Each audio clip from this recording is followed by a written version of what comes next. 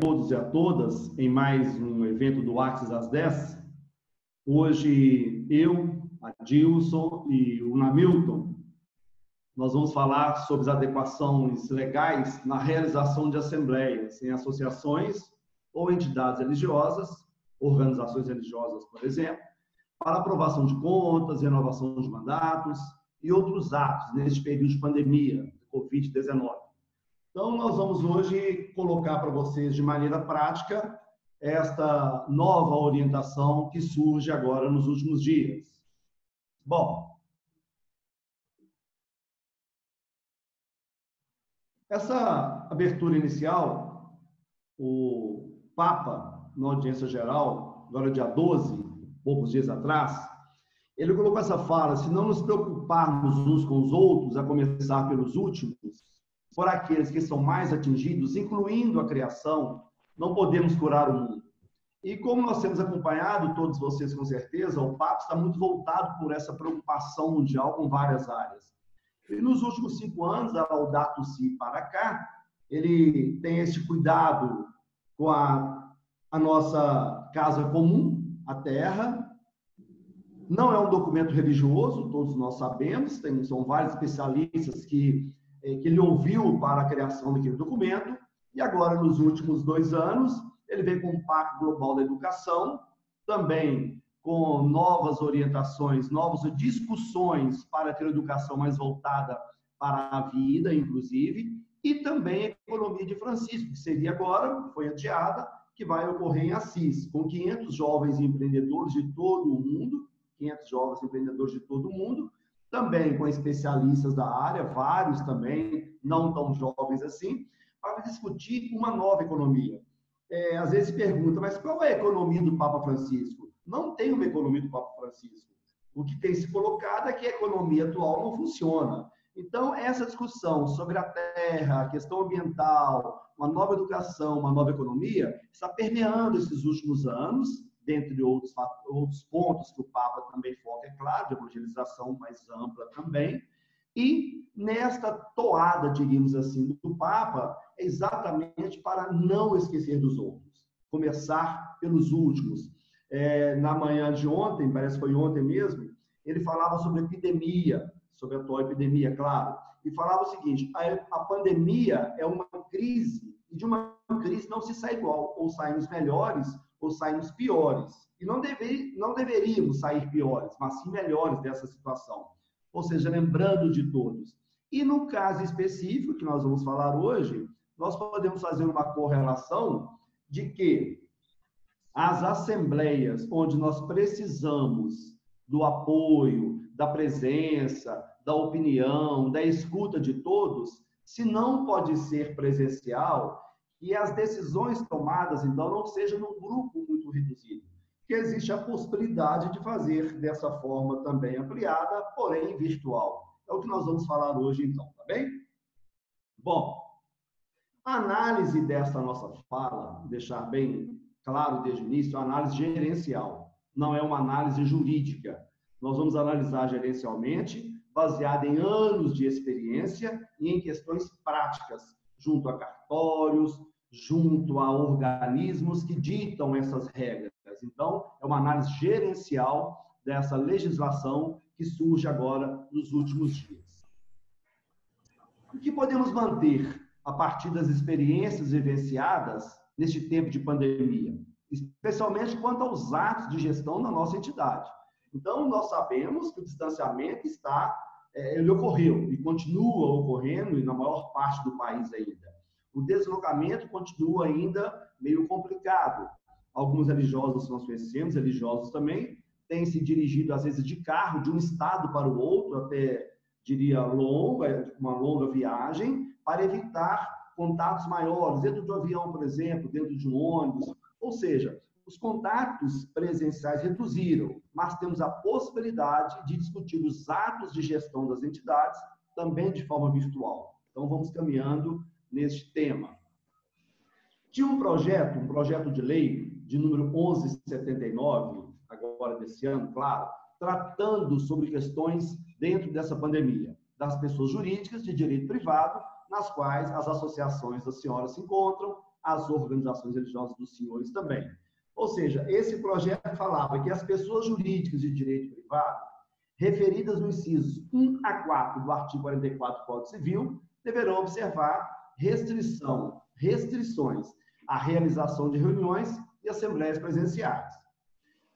As entidades do inciso 1 ao 4 se encontram ali as associações e as organizações religiosas e também fundações, dado que algumas das senhoras e alguns dos senhores também têm nas entidades. Bom, esse projeto falava também que a Assembleia Geral, quando ocorresse, poderia ser, inclusive, com fim para fins do artigo 59. O que o artigo 59 do Código Civil fala? Tem duas prerrogativas que são exclusivas da Assembleia Geral, que é a reforma do Estatuto e destituição de administradores. Essas duas prerrogativas, elas também poderiam ser realizadas, discutidas, aliás, via equipamentos que possibilitassem, então, essa reunião à distância, essa assembleia remota. E também a manifestação das pessoas, das associadas, dos associados e dos membros das organizações religiosas poderiam ocorrer também por qualquer meio eletrônico indicado pelo administrador. Então, a presidente da Assembleia, ela indicaria que poderiam se manifestar ali verbalmente pelo aplicativo Zoom, Teams, Meet e outros, ou pelo WhatsApp, ou por telefone, ou seja, qualquer meio eletrônico poderia ter a manifestação do associado, da associada e do membro naquela reunião. Então, isso era um projeto de lei que estava em andamento, estava de maneira explícita a presença da associação e da organização religiosa. Porém, este projeto de lei não foi aprovado. Ele foi alterado daqui e dali e foi gerado a partir dele. Então, essa origem do PL 1179 gerou uma lei 14.010. Agora, eu diria que falar que a origem dessa lei foi o PL, talvez não seja algo tão fidedigno, porque a lei ela não é tão ampla como o PL estava. Mas o PL também é base para essa lei de 2020. Ela fala do regime jurídico emergencial e transitório das relações jurídicas de direito privado.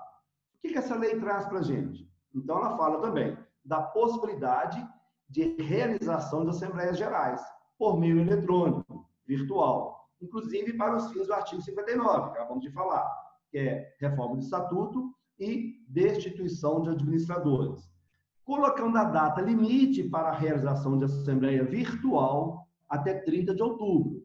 Então, atentemos para isso. Nós estamos falando de hoje para até o fim desse prazo de 2 meses e meio, praticamente. 2 meses e 10 dias. Não é isso? Nós temos, então, em setembro e outubro e mais 10 dias de agosto para realizar a assembleia por meio virtual. Então, esta é a colocação da lei. E a manifestação dos participantes, associados, ou, no caso das associadas e membros, pode ocorrer também por qualquer meio eletrônico. Então, esta parte do meio eletrônico trouxe de lá para cá. E a possibilidade da realização da Assembleia Geral. Com um detalhe, independe de previsão estatutária, porque, de maneira geral, os estatutos não preveem a realização da Assembleia Geral virtual. De maneira geral, a realização da Assembleia Geral ela é presencial, mas independe de previsão, ou seja, não precisa alterar o estatuto para fazer uma Assembleia Geral virtual. Então, a lei dá esta possibilidade de realização. Ainda na Lei 14.010, ela vai ampliando a sua abrangência ali, e ela fala também de assembleias condominiais, então assembleia de condomínios, também por meio virtual, e de maneira geral, muitas entidades religiosas têm também, por exemplo, apartamentos, salas, também condomínios, ou seja, as senhoras e os senhores como condôminos, né, então estão ali presentes nessa possibilidade de assembleia, também até 30 de outubro, produzindo todos os efeitos legais aí, de uma assinatura presencial, essa manifestação também à distância. Bom, agora, em 28 de julho, olha só, nós estamos falando, então, de um país que tem mais de 5 milhões de leis da Constituinte para cá.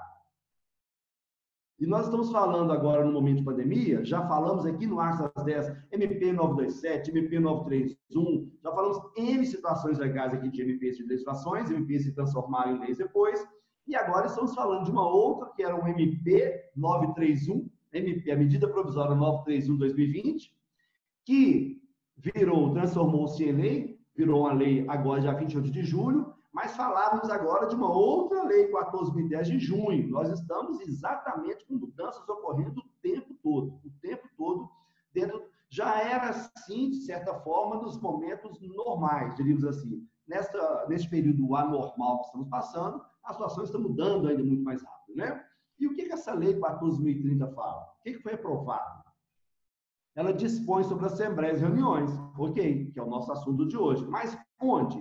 De maneira explícita, em sociedades anônimas, sociedades limitadas, cooperativas e entidades de representação do cooperativismo. Durante o ano 2020, porque o nosso estado de calamidade pública, ele tem até 31 de dezembro. Aí ele começa a citar nos seus artigos e fala da sociedade limitada, cujo exercício social tem encerrado em dezembro do ano passado até março desse ano, pode, excepcionalmente, realizar a sua assembleia de sócios no prazo de 7 meses. Ora, nós estamos falando, então, que se o exercício social encerrou em dezembro, ela teria até julho para realizar a Assembleia Geral. Mas, se ela foi até março, o exercício, então tem mais 7 meses, que daria até o final de outubro. E os mandatos dos administradores e dos membros do Conselho Fiscal, que também se encerrariam, eles ficariam prorrogados até a realização da Assembleia.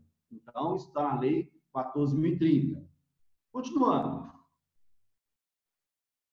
Se aqui nós destacamos em vermelho, que nós estamos tratando de sociedade limitada, anônima, aí vem a pergunta, e as associações e fundações, como serão tratadas? Porque lá no PL que nós mostramos, que estava em andamento, mas que não se transformou em lei daquela forma, estava explícito, entidades do inciso 1 ao 4 do Código Civil, lá do artigo 94. Então, se enquadrava associações e organizações religiosas. Mas, a lei não vem de forma explícita. Como fica essa situação nossa, diria-se então, associações e fundações? Aí vem em seguida, lá no artigo 7º da Lei 14.030 vem as associações, as fundações e demais sociedades não abrangidas deverão observar as restrições à realização de reuniões e assembleias presenciais até 31 de dezembro deste ano, observada determinação sanitária. Ora, nós estamos falando então o seguinte, por exemplo, as igrejas das nossas cidades estão voltando aos poucos, não é isso? Aqui no caso da minha, por exemplo, da minha cidade, nós tínhamos até semana passada, no máximo 30 pessoas dentro da igreja, durante as missas, independente do tamanho da igreja, 30 pessoas no máximo, contando com o celebrante, com a equipe de liturgia, e do final de semana para cá, já mudou para 100 pessoas. Quem fez essa mudança? Foi uma determinação sanitária local. Então, o que o artigo 7º fala é que, para a realização de assembleias, nós temos que observar as restrições locais. Cada município tem a sua determinação, conforme a sua necessidade e o agravamento ali da questão do Covid. Então, não está proibindo assembleias presenciais, mas está dizendo para observar as restrições.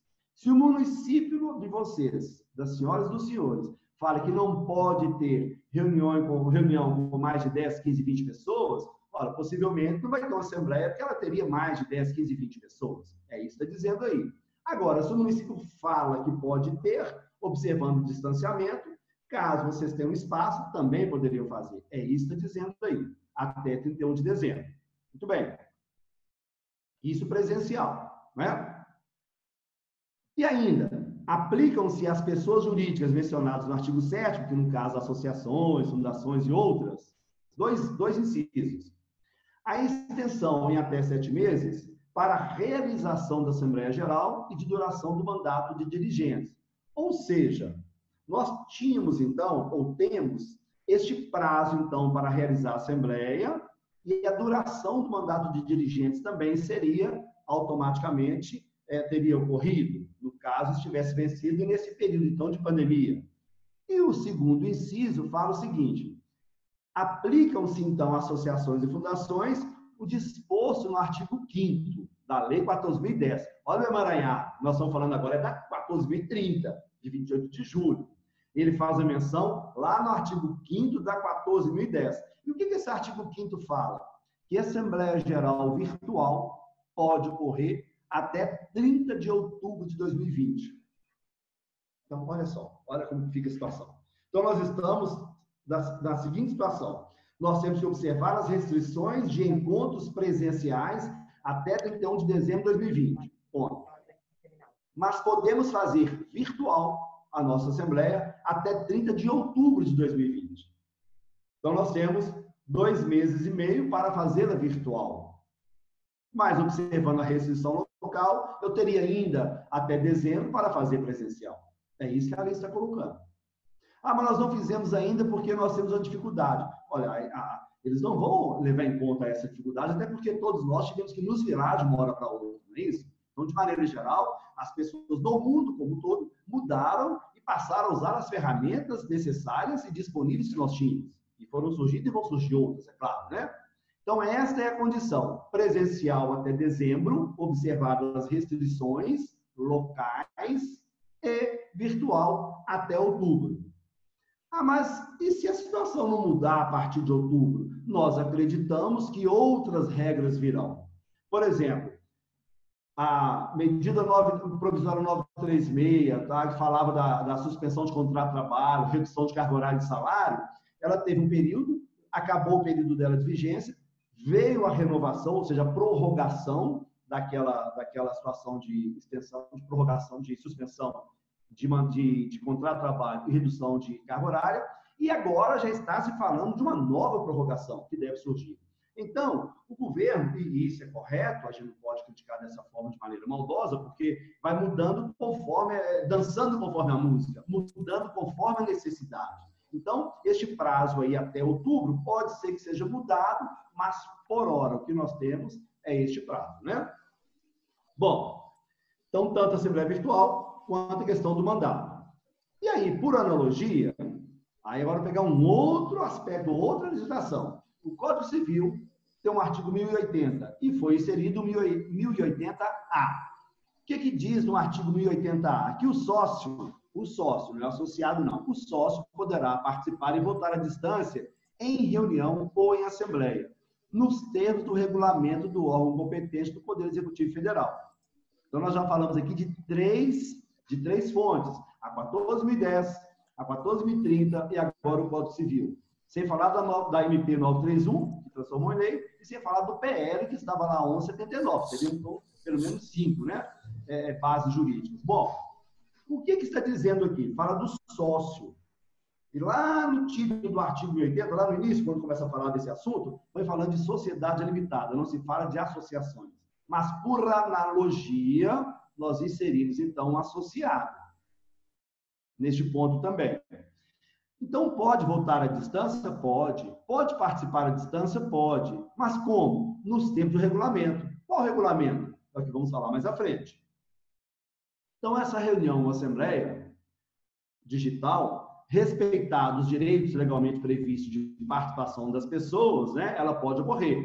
E como seria, então, a participação? Depende do presidente da Assembleia em dizer como vai ser. Pode manifestar por telefone, manifestar verbalmente aqui no decorrer da nossa reunião, pode mandar pelo chat.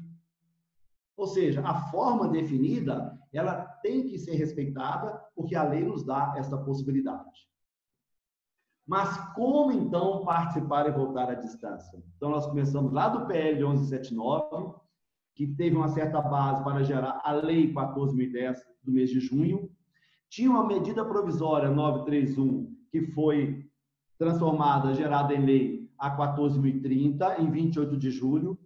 Teve uma mudança, uma alteração no Código Civil, nós falamos de 5 bases. E agora, então, como participar e votar à distância? Então, Namilton, insere, por favor, vou tirar aqui, que você vai conduzindo. Então, neste momento, Olha como nós temos vários embasamentos que vai nos colocando o tempo todo em que temos que ficar atento. Onde observar? O que observar? É um emaranhado de leis esse nosso país. Eu diria já no dia a dia normal. Na atual situação, se torna ainda mais complexo. Então, nós falamos aqui, em rápido momento, em 5 possibilidades, e agora o Namilton vai entrar com a instrução normativa, número 79, de abril, que é mais um dado, mais um ponto, que coloca, então, em prática, como realizar assembleias virtuais e como participar dessa assembleia, ok? Namilton continua, e no final, vocês vão fazendo já pelo chat também, nós vamos estar com algumas perguntas, ok? Como sempre fazemos. Vamos lá, Namilton. Obrigado, Adilson. Bom dia aos senhores e senhoras. Dando essa continuidade aí, o que o Adilson comentou, como se daria a operacionalização de uma assembleia virtual? A base legal para essa definição, nós temos lá nessa instrução normativa do Departamento Nacional de Registro Empresarial e Integração. E essa instrução normativa é de 14 de abril. Aí você pergunta, mas isso é antes da lei. Porém, ela é antes da lei, mas posterior à medida provisória 931, que é a origem dessa lei 14.030. Lá nessa medida provisória dizia que deveriam ser observadas as normas estabelecidas por esse Departamento Nacional de Registro Empresarial e Integração para a realização das assembleias.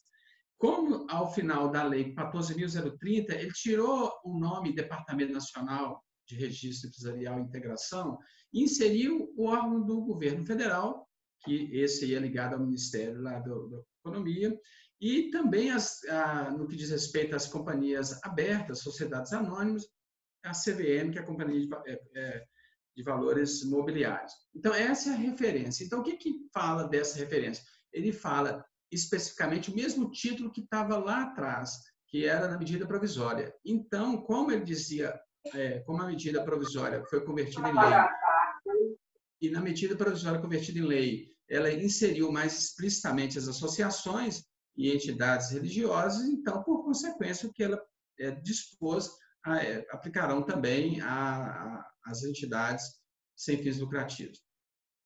E a primeira coisa que ela coloca aqui, existem a possibilidade de reuniões de assembleias semipresenciais ou digitais, que devem observar ao tipo societário, bem como as normas do contrato ou o estatuto social, conforme o caso, quanto à convocação, instalação e deliberação.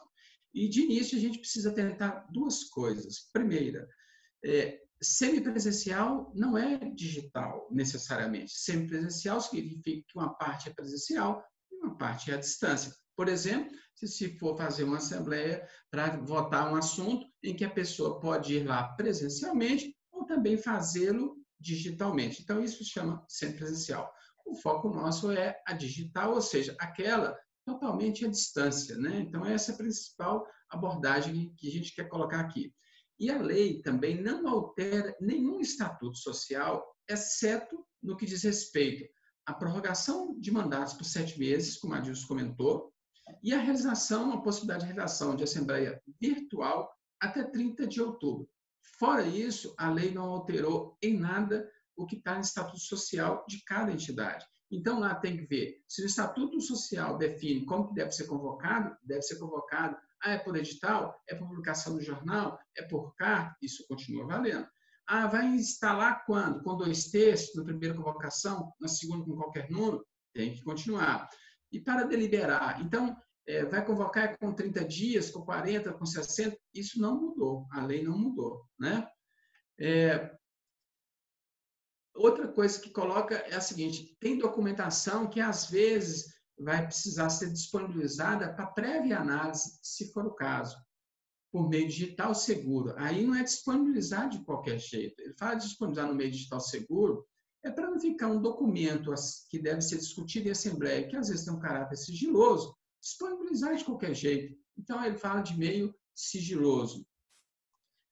No edital também tem que ser claro, falando qual que é a pauta, de forma clara, onde que vai ser acessado, qual que é o link, né? O horário, como é que vai se dar a identificação do usuário, ele vai precisar colocar senha, não vai precisar colocar senha. Também como se dará a possibilidade de voto por procuração.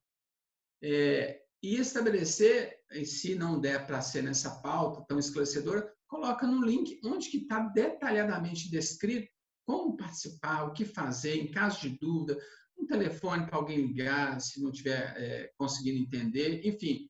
Essa ideia da Assembleia Virtual é garantir os mesmos princípios de uma presencial, com os detalhes de que, numa Assembleia Virtual, a gente precisa garantir, antes de tudo, o sigilo das conversas, porque interessaria essa conversa quem? O associado, né, da entidade, só a eles, e mais ninguém. Então, por isso que a gente quer colocar de forma segura.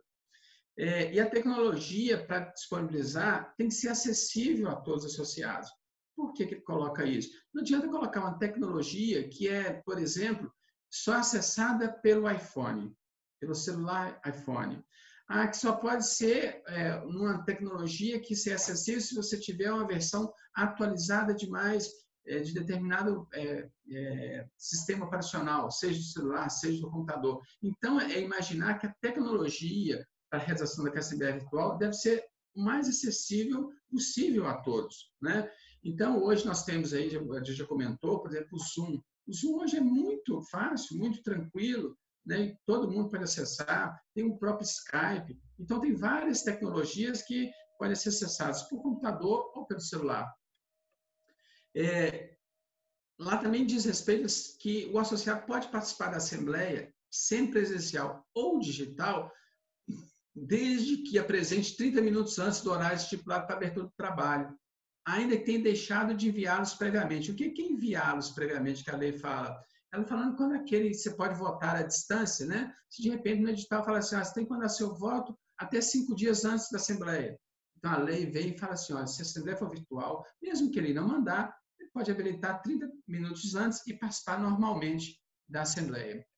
E a sociedade, aí a gente traduz por associação, não poderá ser responsabilizada por problemas decorrentes do equipamento informático, ou seja, se o seu celular quebrou, se a sua internet caiu, né, a sociedade não pode, a associação não pode ser penalizada, porque o que mais acontece hoje, né, nesses tempos de pandemia, é a internet cair, ou como fala no interior, despencar. Então, ela não pode, toda hora, você está lá, por exemplo, com 50, 100 associados, um despencou, não caiu. E aí, parou? Não parou. Se não for um problema dela, né, originário lá dela disponibilizar um link e o link cair, aí é outra história, né? Pode contratar terceiros para administrar, em nome da associação, todo esse regramento de fazer assembleia digital.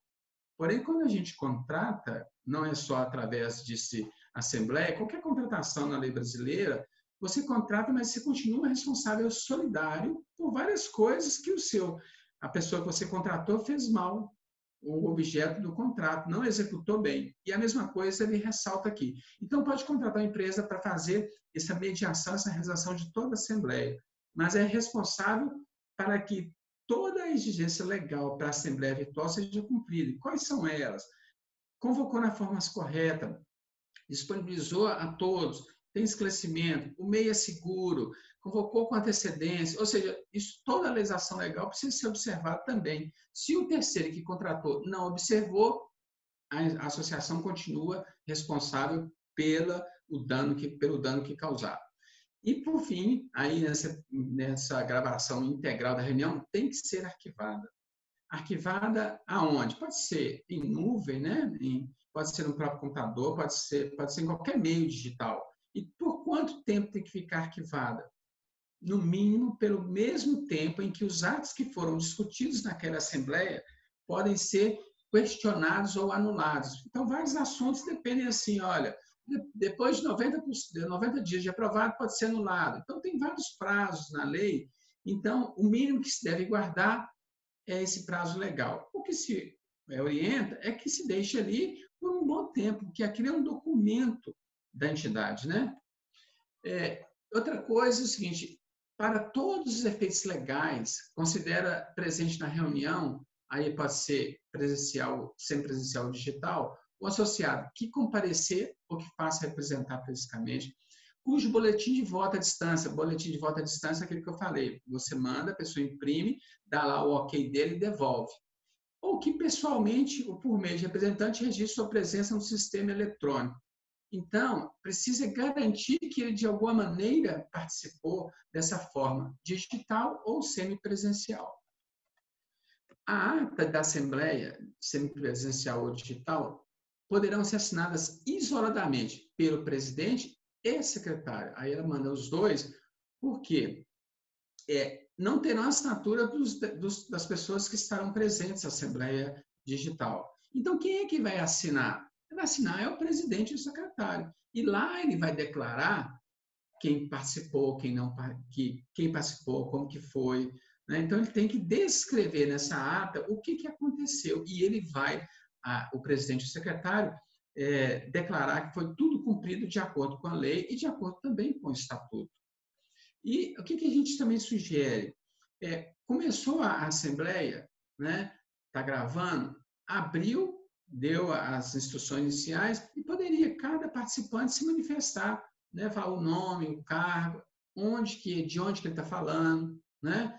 Então, esses são quesitos importantes. De repente, tem lá, às vezes a reunião é junto com o Conselho Fiscal, por exemplo, então identificar, eu me chamo tal, eu ocupo tal cargo em tal órgão, Conselho Fiscal, sou da diretoria, eu sou do capítulo, eu sou do conselho, enfim, eu sou do governo provincial, qual é a titularidade do cargo dele. E também, depois que terminar, se assim quiser dar uma garantia melhor para ficarem mais tranquilos, podem também mandar a lista para eles assinarem individualmente e depois retornar e arquivar. Isso é uma medida complementar, porque o que vale mesmo na gravação, alguém tem que comprovar que tais pessoas estiveram presentes. E como que se comprova? No chat, a pessoa pode escrever o nome lá, fulano de tal, cidade tal, cargo tal. Como que comprova? Tudo que na reunião é gravada, são gravadas as mensagens, são gravados os vídeos, são gravadas as apresentações. Então, se de alguma maneira conseguir constatar, é o que vale. O que também deve garantir o sistema eletrônico? O principal delas, que deve nortear todo o procedimento, a segurança, a confiabilidade e a transparência da Assembleia. Então, esses seriam os 3 pilares de tudo que acontecer na Assembleia Virtual. A segurança, que é um equipamento, uma tecnologia que dê privacidade, que é confiável, que seja transparente, ou seja, acessível a todos que dela participarão. O registro e presença dos associados, como nós colocamos. A preservação do direito de participação à distância das pessoas. Como que garante a preservação do direito de participação? Olha, você vai celular, computador, então é a acessibilidade à Assembleia. E o exercício de voto à distância. E o registro de votos tem que colocar também aqui o seguinte, às vezes algumas disposições dos estatutos falam que o voto é secreto. Quando disser respeito a esse e essa matéria for objeto da reunião, a tecnologia também tem que garantir o sigilo do voto. E a possibilidade de visualização de documento apresentado durante a Assembleia. Então, o que é documento apresentado durante a Assembleia? Primeiro, pode ser apresentação, igual nós estamos projetando aqui, pode mandar para as pessoas também consulta prévia para analisar previamente. Então, é disponibilizado do que está se falando. Possibilidade de receber manifestações escritas, quais modificações escritas? No chat, por exemplo, né? A gravação integral da Assembleia que ficará arquivada na sede da associação. Então, se alguém, em algum momento, precisar por fiscalização ou mesmo por consulta, tem que estar disponível. E a participação de administradores, pessoas autorizadas participar da Assembleia, cuja participação seja obrigatória. Então, tem algumas assembleias em que alguns cargos são obrigatórios de estarem presentes. Então, tem que garantir essa participação.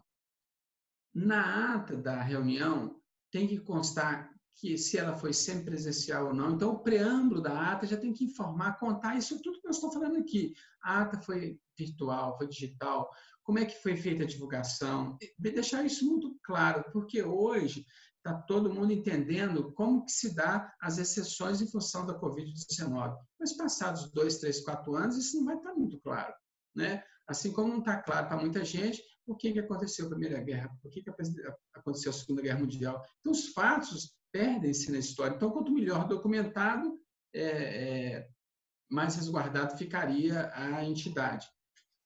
Assinar a ata, é o que a gente comentou lá, que é o quando falam membros da mesa, entendem sim quem está dirigindo a Assembleia. E outra coisa, quando ela não for elaborada em documento físico, ou seja, quando não assinar a ata, então é por tudo digital.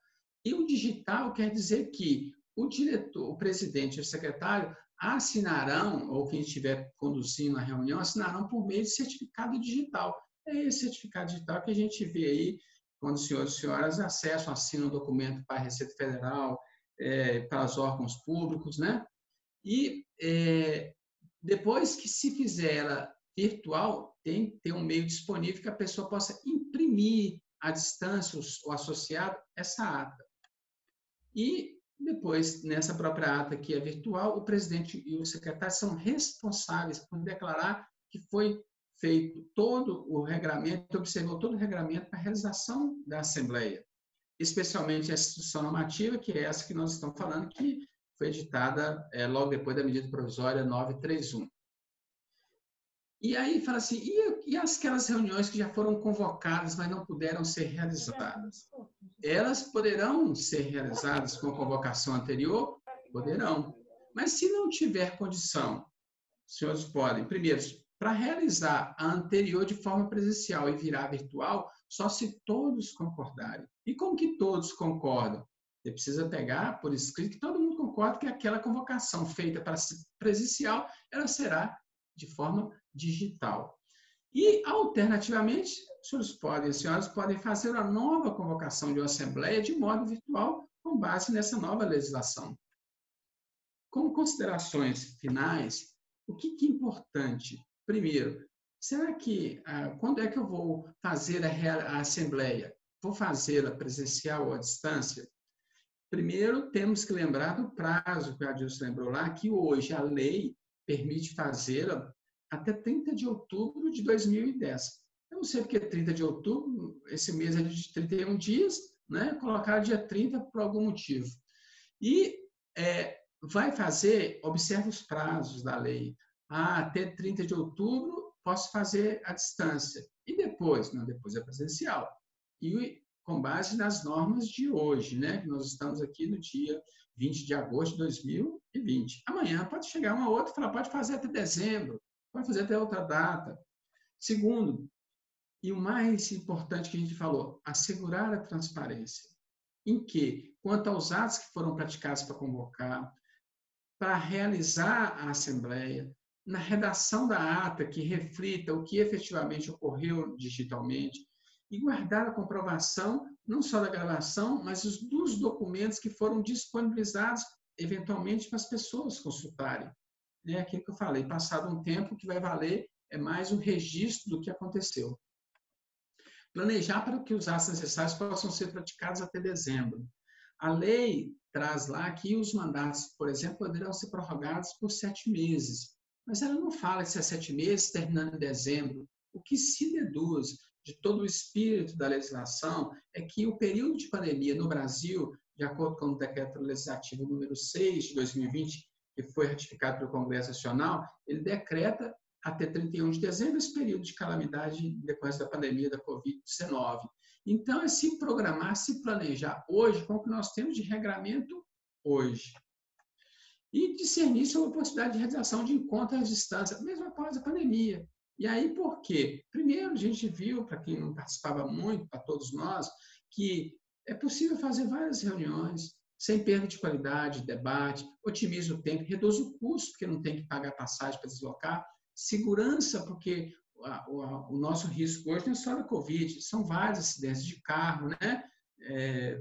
Várias questões que no trânsito até o local da realização da reunião a gente fica sujeito. É lógico que aqui também a gente tem que destacar que a presença física ela é sempre muito melhor, né? Ela dá mais tranquilidade.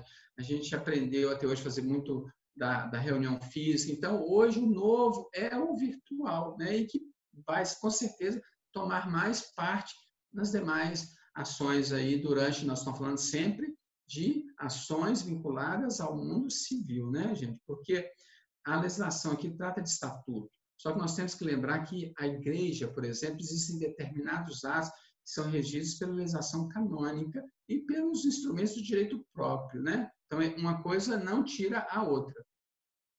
Ok, Adilson? Vamos passar aí para as perguntas. Nós vamos entrar nas perguntas aqui. E, claro, né, como nós já falamos aí nesta live e em outras, né, nós estamos falando de um momento excepcional, né, que vai até dezembro de 2020, 31 de dezembro. Por enquanto, tomara que, é claro, que fique por aí, né? E a questão das assembleias virtuais até 30 de outubro de 2020. E é até interessante, a gente falava um pouco antes, que o dia 30 é na sexta-feira, né? Tem 31 ainda, que seria no sábado. Porque talvez eles não tenham pensado nos religiosos que fazem muita assembleia no sábado e no domingo também. Então, poderia ser até 31 de outubro, mas ficou até 30 de outubro a realização de assembleias. Ok. E, de novo, lembrando também que é mais uma mudança que ocorre nos últimos dias, 28 de julho para cá que nós estamos falando, e que outras, muito provavelmente, irão ocorrer, né? Vamos ficar sempre atentos e trazendo aqui para discussões. Mas vamos lá, temos algumas perguntas aqui, nesses nossos 15 minutos finais. Podem enviar outras, por favor. Alguém pergunta, aqui no interior, a gente fazendo um bate-bola, tá, amigo? Responda, você responde, eu vou te passando também.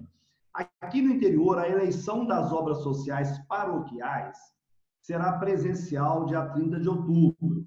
E aí, essa pessoa pergunta se é possível. Sim, é possível. É só a gente lembrar do artigo 7º da Lei 14.030. O que fala no artigo 7º? As associações e as fundações e demais sociedades não abrangidas, ou seja, não aquela mercantil e tal, deverão observar as restrições à realização de reuniões e assembleias presenciais. Ou seja, vai observar, o município onde vocês estão aí no interior, está restringindo o encontro de pessoas? Está proibido? Se estiver proibido, não pode ter.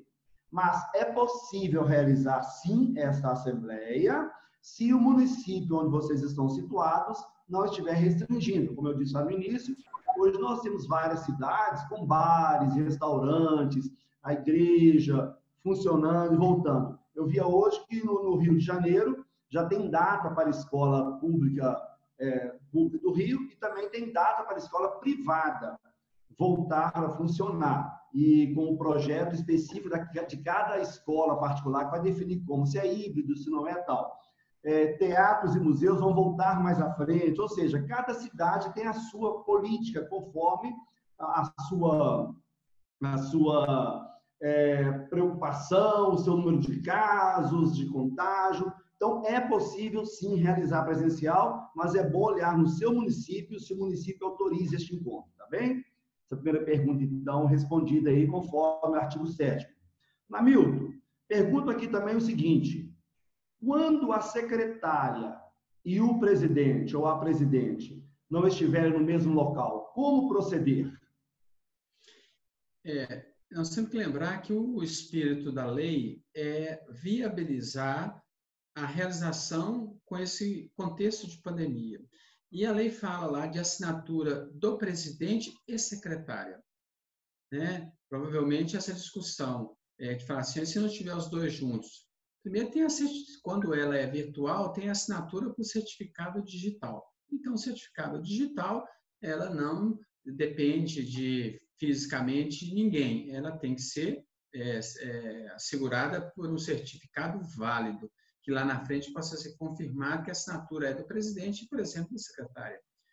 Mas se ela for, por exemplo, assinada, vamos supor que o presidente vai assinar a ata, aí o que se sugere é que imprima a ata, por exemplo, a secretária vê lá com o presidente qual que é o teor da ata, imprime a ata, assina, por exemplo, a secretária e manda para o presidente ou a presidente, onde estiver, para assiná-la, para levar a cartório. Porque o cartório poderá, né, a gente acredita que a assinatura mais importante na ata, pela prática que a gente tem vivenciado junto aos cartórios, é do presidente, é da autoridade maior. Essa é a assinatura mais importante. Mas, como a lei fala lá, presidente e secretário, assina um, manda por correio, né? E aí, entendendo esse período de pandemia, que pode haver atrasos nessa remessa de correio. O correio ontem decretou greve, né, no nosso país, então é mais um item aí para termos como resolver essa equação do segundo grau ou terceiro grau, que é o semestre de matemática, ele sabe resolver este código salteado, eu já não lembro mais como faz. Então, cada item desse que entra, Adilson, vai ter que ser analisado de acordo com o momento. Ok. Tem outra pergunta aqui. Se existe tecnologia que garante o sigilo do voto. Nós respondemos que sim, existem. Existem diversos softwares que criptografam os arquivos. Então, isso é possível fazer. Caso os senhores e as senhoras queiram um sigilo, uma garantia desse sigilo, existe possibilidade. Talvez vai ter um custo, né? Porque nada é gratuito, é claro, vai ter um custo para isso. Então, se tiver essa necessidade, essa importância para vocês e manter dessa forma, também é possível fazer. Hoje a tecnologia, ela nos possibilita N situações, né? Claro. Namilton, mais uma aqui. Nos casos em que são solicitados reconhecimento de firma ou autenticação em cartório, né? Como proceder? A primeira coisa é o cartório onde aquela firma está disponível para ser reconhecida, ele está funcionando? Está. Se ele está funcionando, dificilmente o cartório lá de registro do documento, ou às vezes a associação comercial, qualquer onde for arquivado o ato, ele vai falar assim, por que você não reconheceu a firma do documento? Ah, não, porque eu estou com medo de ir lá no cartório. Essa discussão ela é importante, as pessoas reconhecerão que ninguém quer expor à toa. Então, se for um documento urgente, né, tem que ser a cartório. Se o cartório está funcionando, aí é preciso reconhecer a firma. De repente, contratar aí esses mototáxis, né, para levar, buscar, ou seja, tem outros meios que podem ser utilizados para reconhecer a firma. O único meio que impede é se o próprio cartório está fechado. Então, se na localidade o cartório está fechado, isso é um motivo impeditivo. Se o cartório, nós estamos falando de cartório de notas, né, gente, que é onde reconhece a assinatura. Então, se o cartório de notas está fechado, provavelmente o de registro também pode estar fechado. Então, um é mais ou menos a mesma, eles estão abertos mais ou menos no mesmo tempo, né? Então, se exige, no mínimo, o da autoridade máxima, que é a do presidente ou presidente, precisa observar. Muito bem.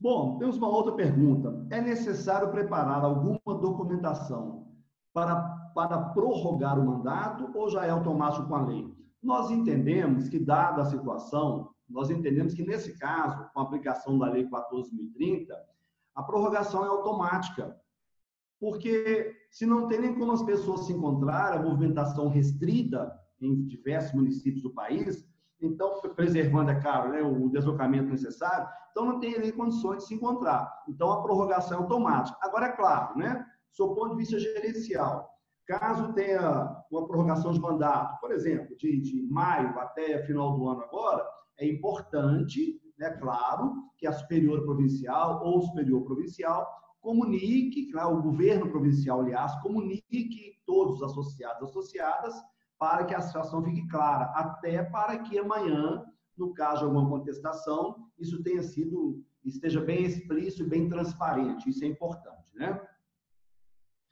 Namilton, quando da prorrogação dos mandatos, os prazos de convocação devem ser mantidos? Você falou aí, mas ratifique para a gente, por favor. O que a lei não alterou? A lei não alterou o estatuto de ninguém, de nenhuma entidade, seja associação ou organização religiosa.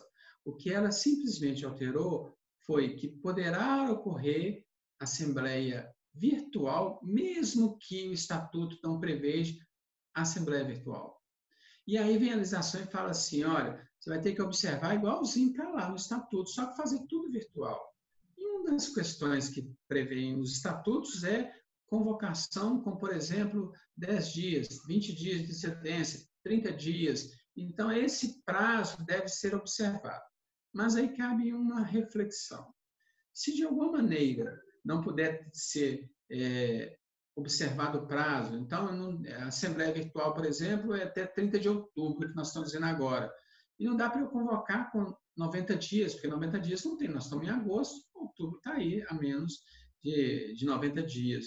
Então, é ver a possibilidade de justificar, de pegar a concordância de todos que vai fazer a convocação num prazo menor, para que quando chegar o ato no cartório, ele entender, diante da circunstância, por que teve que alterar, de alguma maneira, o prazo de convocação e diferente do estatuto. Porque tem uma regra que vale aí para todas as empresas, de que se todos os sócios concordarem com um determinado ato, aquelas exigências, vamos dizer assim, acessórias, podem ser, de alguma maneira, suprimidas, porque o que prevalece é a vontade e a participação das pessoas. Se todos estão presentes, se todos estão de acordo, né, aquilo prevalece. No final, né, alguma questão que impediria convocar com menos prazo, com menos dias. Ok, Namilton. Bom, temos uma outra pergunta aqui. Preciso publicar e afixar o edital. Aliás, essa vamos passar para frente. Depois, a primeira é o seguinte: posso participar da reunião estando em outro país? Bem interessante a pergunta, mas olha só. Estando em outro país, a situação de deslocamento é ainda maior dificultada, porque hoje ainda tem alguma política entre alguns países de não aceitar pessoas vindo por enquanto, ou mantendo quarentena, tudo aquilo, isolamento. Nós entendemos que sim, pode participar estando em outro país. Por quê? Se eu estou em viagem para outro país, eu não deixei de ser associado ou associado daquela instituição. E agora, dentro dessa possibilidade de participação e votação virtual, aí fica mais pertinente ainda. Aliás, até para a chamada virtual, para o voto, eu diria que, claro, né, eu diria assim de uma maneira simplificada, dizendo superficial, que eu nem sei de onde a pessoa está falando. Ela está no Zoom, ela está no Meet, ela está no Teams, ela está participando via software, mas de onde ela está, eu nem imagino. Então, nós entendemos, sim, que é possível participar, mesmo estando em outro país, bem? Bom, Namilton, preciso publicar e afixar o edital ou posso apenas enviar por WhatsApp? A lei fala que não alterou o estatuto. Então, se o estatuto fala para edital, e se o edital tem que ser na sede, tem que ser no jornal, isso precisa ser cumprido. Alguém pode perguntar assim, Namilton, se não pode ninguém, para que afixa o edital lá na sede se ninguém pode ir lá ver? Isso é verdade. Então, você cumpriu a necessidade prevista no estatuto. E qual é o espírito da lei que veio possibilitar a Assembleia Virtual? É que haja transparência, que haja ali uma metodologia que possibilite da confiabilidade ao que foi feito. Então, o que se recomenda? Alguém se inventou o WhatsApp, mas nem todo mundo tem o WhatsApp, né? Mas, geralmente, vamos supor que a pessoa não tem o WhatsApp, mas esteja numa comunidade, por exemplo, religiosa, né? Ou qualquer outra instalação. Imprime o e-mail em algum lugar, numa lan house, né? Pode estar ali o de acordo, devolver ou pelo próprio e-mail. Então, o que se sugere? Primeiro, cumprir o estatuto e, segundo, cumprir ao espírito da lei, que é dar transparência para que todos aconteçam, porque senão dá isso, né? Só fixa lá, ninguém vai lá, realiza a assembleia, ninguém compareceu, né? E só lembrando aí também essa pergunta anterior, que é muito interessante, que é uma das grandes vantagens da Assembleia Virtual, é essa da participação de membros que estão fora. Às vezes tem irmãs ou religiosas que estão em Roma fazendo um curso, ou fazendo uma atividade pastoral em qualquer lugar do país, mas é membro aqui. Então, isso é bom, isso facilita a pessoa para tomar posse, que às vezes o cartório pede, cadê a assinatura de posse? A pessoa está lá fora do país. Na Assembleia foi virtual, ela manifestou que ela aceitou, então, de acordo, está aqui. Sim, aliás, nós acreditamos muito que algumas medidas vieram em função da pandemia, mas acreditamos que elas vão permanecer. Então, essa é uma possibilidade que ela é latente, ela muito provavelmente não vai voltar atrás. O próprio Código Civil já possibilita, então, lá no 1080A, no seu artigo, a participação do sócio, a realização virtual, no caso, a sociedade limitada, mas, por analogia, nós acreditamos que essa situação está se mostrando eficaz, efetiva. como o Hamilton disse, presencial, é claro, né? Você tem o olho no olho, você tem um cafezinho com pão de queijo, tudo isso ali tem a confraternização antes, durante e depois. O abraço, isso é muito importante. Nós somos sinestésicos, a gente gosta disso. Mas, para efeitos práticos, é bom que a gente entenda e até acostume com essa possibilidade, que ela aumenta a possibilidade de participação, inclusive. Então, nós acreditamos que isso, sim, vai continuar. Bom... Adilson, só em relação a essa aprovação aí também de Assembleia Virtual, as contas de 2019 são aprovadas em 2020, né? Se o Estatuto previa que tinha que aprovar lá em abril, por exemplo, nós temos 7 meses, né? Vamos prorrogar o período todo para poder fazer a Assembleia. 7 meses, se der até 30 de outubro, pode fazer virtual. Se for fora depois de 30 de outubro, ela precisa ser presencial. Então, é identificar o marco legal de o que hoje prevê a realização de assembleia. E como se comentou aí, esse novo artigo 1080A do Código Civil, ele foi inserido no Código Civil. Ele não está lá provisoriamente, ele está inserido. Então, provavelmente, nas regulamentações posteriores, essa possibilidade de realização de assembleia virtual, ela hoje está sendo possível para todo mundo, porque a lei falou que, independentemente de prever no estatuto, todo mundo pode fazer. Dali para frente, obviamente, né, precisarão constar, provavelmente, nos estatutos que podem ocorrer assembleias virtuais. Né? Então, vai ser uma inovação a partir de agora. Muito bem. Bom, tem mais uma pergunta aqui. Posso provar as contas referentes ao ano de 2019 de forma virtual? Você acabou de responder. Pode sim. Claro, né? Você vai ter a Assembleia Virtual até 30 de outubro ou presencial, respeitando as restrições, até dezembro. Agora, e as contas de 2020? Olha, nós estamos falando de 2019 para 2020, dentro do momento de pandemia. 2020 para 2021 vai depender de uma nova legislação, caso surja. Por hora, as contas de 2020 serão aprovadas em 2021 da maneira como vocês vinham fazendo até antes da pandemia. Claro, se prevalecer essa questão da pandemia, tomara que não, é claro, o estado de calamidade pública, aí sim teremos que atentar para a nova regulamentação. Mas, por hora, mantém dessa forma. Nós vamos aqui só inserir... Deixa eu ver aqui... Lamilton, coloca para a gente, por favor, o último slide da sua apresentação aí, por favor.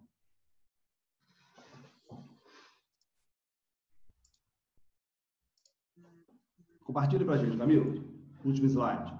Bom, nós estamos então caminhando para o final, são exatamente 11 horas, e como a gente faz em todo o nosso encontro, a gente atua exatamente durante 1 hora, e nós agradecemos a participação de todos vocês, é claro, do Hamilton, que nós estivemos juntos na preparação e na execução, de todos os nossos clientes, os nossos contatos, associadas, religiosos, religiosas, padres, clero, e todas as pessoas que com vocês atuam por esse encontro. E já estamos convidando para o nosso próximo encontro da semana que vem, que não será às 10 horas. O nosso Axis às 10 será às 16 horas. Então, o Axis às 16, que vai ser o lançamento regional Sudeste do livro escrito pelo Sebastião, que é um dos nossos diretores, Perda de Alunos nas Escolas Católicas.